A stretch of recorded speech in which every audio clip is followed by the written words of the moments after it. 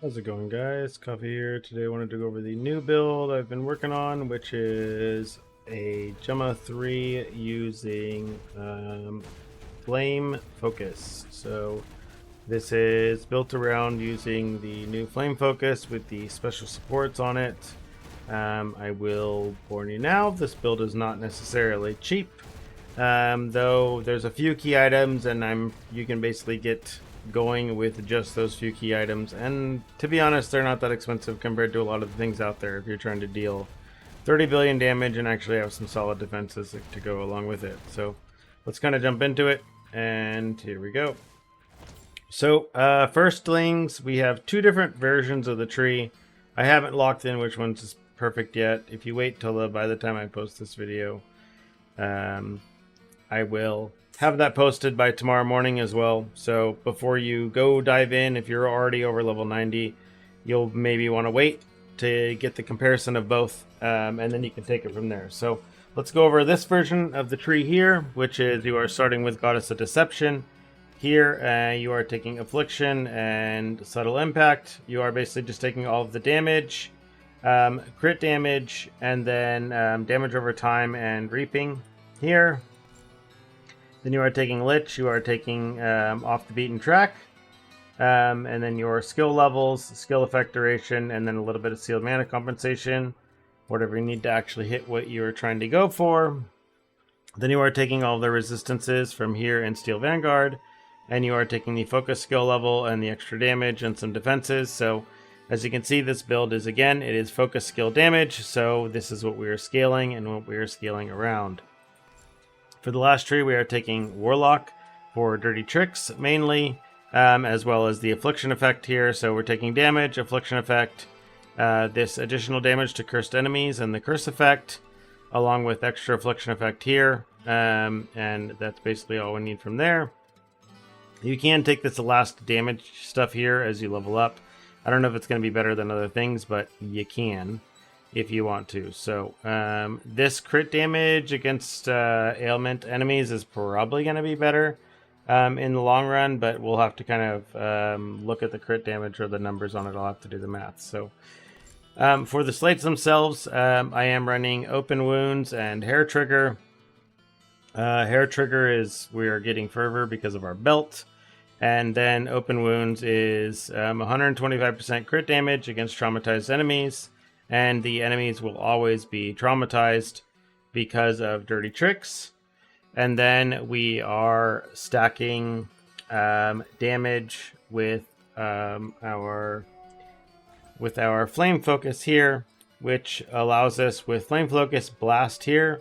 This allows critical strike, basically damage, to affect the damage over time by 40% of the crit damage. So 40% of that 125% multi is, of course, at least 50%. So that's going to be one of the best multis we can get on anything. And with this support here as well, with this Flame Focus Blast Noble, we are actually getting nearly 100% crit chance. Even with Control Spell, we can actually swap this here and show that with if we actually swap this over to Elemental Fusion, we'll probably even get even more damage because we'll go from 70% crit chance to 100.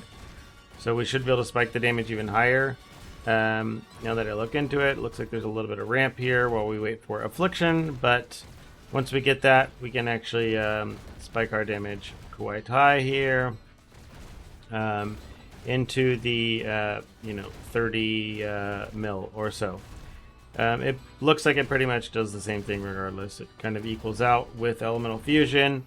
At a certain point, you will get enough speed that you don't need to use Focus Acceleration.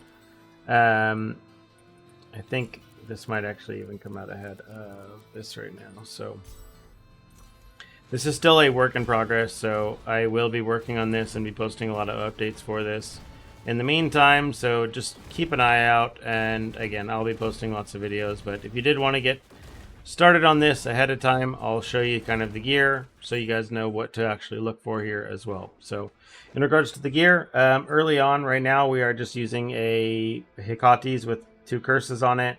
This isn't going to be permanent. We are going to want to end up getting a helmet that just has +8 to level of support skills. That should end up being more damage overall. Running that with affliction effect, and then just like standard reaping duration or reaping cooldown recovery. The one necklace that you do want is this Mortal's Reverie. You don't need it corrupted. It is much cheaper to not get it corrupted. It is actually much cheaper to buy it unidentified. So just keep that in mind. You can buy one unidentified, and then hopefully just roll what you want. You do want to get a Dawn Break belt. It doesn't need to be strength. It can be strength or int. On this, you can roll. Preferably, you hit the T1 on this bottom node here, which will give you 1 or 2% additional damage for every 3 fervor rating. So, as you know, of course, it's going to be more damage than what we're getting. And then you can blend something solid on this. A lot of people are blending Dirty Tricks. And then if you do that, then instead of taking the Warlock tree that I take, you just end up taking, you have a separate path where you are starting on Goddess of Knowledge. So I will cover a whole video and tree for that as well. So we'll test both. We'll get them both up, and then you can kind of decide what you want to do depending on what slate you get. You do want to be running Magnus's Laws here. These are pretty cheap. And you do want a Dragonbeth armor with the corrosion for fueling. These are still fairly cheap right now. I don't know how long they will stay cheap. We'll see. For your boots, you are going to want Valerie's Night Strolls when you can afford them. For now, just get Feline Steps. Like me, if you're just trying to save money. And then for your scepters, you are basically just, if you are not using priceless gear, you're just going to want Focus Speed, Reaping Duration, and Affliction Effect on here, and then damage over time, some Reap, and then you can just put life on there or whatever for survivability for now. And then same thing on the other one. With your rings, you want Affliction Effect, Focus Speed, and then Res on them. On this one, I didn't hit Affliction Effect. I just have a barrier on there for now that I'm leaving on. I might end up taking that off at some point and just swapping my Haunting Abomination over to like Ring of Blades or some sort of channeling skill and to get my barrier from there. And then just take that. I will be giving up the damage from this, so I'm kind of undecided if I want to go that route. It will mean that I won't even have to hold a direction forward, though, so I will get to play kind of zero-button gameplay, so it's tempting. We'll have to figure it out. You do need to make sure you get a Blessing Candle here with a solid mod on it. And then for Shackles, if you are going to use Shackles, you need to make sure you get the support. If you don't have the support, then just don't run Shackles. Run something else instead. Again, run Ring of Blades, and then just run Haunting Abomination. Things like that. For the other Flame Focus here, the supports are a decent amount of money. They're nothing crazy. 150 to 300 FE, something like that. A level 20 one of this isn't too bad. The level 20 Deep Pain is still pretty expensive, so it all starts to add up. Again, nothing crazy compared to what you're getting for most stuff. As we start to push this into Profound gear, or into Priceless gear rather, obviously it's going to get more expensive, but pretty much the only really big ticket item you're getting is the necklace and the support for Shackles. So between those, it's like 2k, and then everything else after that, I think adds up to maybe about 1k after that. So it's not too bad. The slates themselves, I guess maybe if you add in the slates, you're adding another like 500 or 600 or so. You do want just basically as many levels as you can get to fire, to passive, to things like that, to level up the flame focus. To focus, to passive, all the tags that are on here. Again, it gives it these tags: fire, focus, fire, spell, strength. It does also give it tags, additional tags with this. You can see here, basically this gives it additional tags here. Hit, persistent, and damage over time tags. So if you get persistent, those work as well. So you can use those to get your multi-slates and basically push the levels on this as much as you can.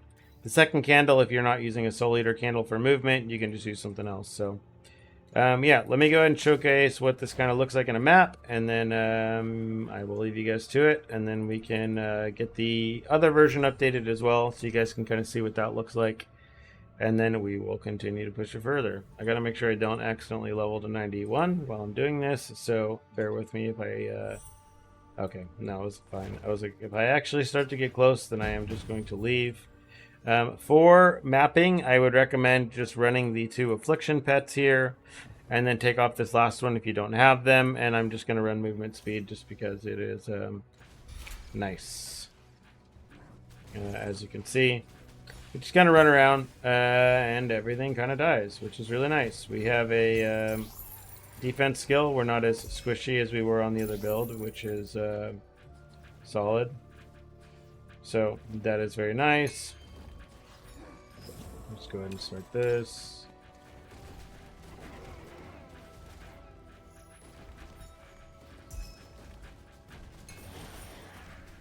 So overall, this build is pretty nice, pretty smooth. Having a good time with it. The defenses on it already seem better than what I was getting on my Iris, and I haven't even fixed my res or anything yet. So I was running around on maps with like 12% res and not having any issues. So that would be nice. If you do want both build codes, I will include both build codes tonight if you want to look at basically the 2 variations of the tree. If you want to end up going with the other tree and not want to wait for the video for tomorrow, I will kind of go over what you're looking for, basically a bit more in detail as we get to it. This video is already starting to get long, so I don't want to hold it up too much, but we will kind of run things as we can.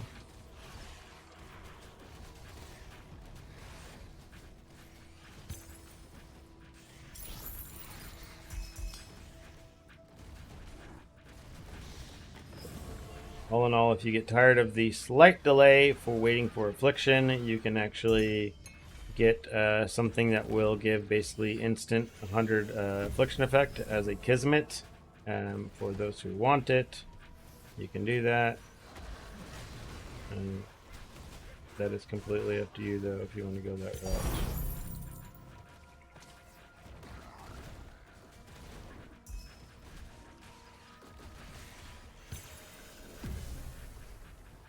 All in all, pretty fast. You can make it even faster because of the fact that you are running dirty tricks.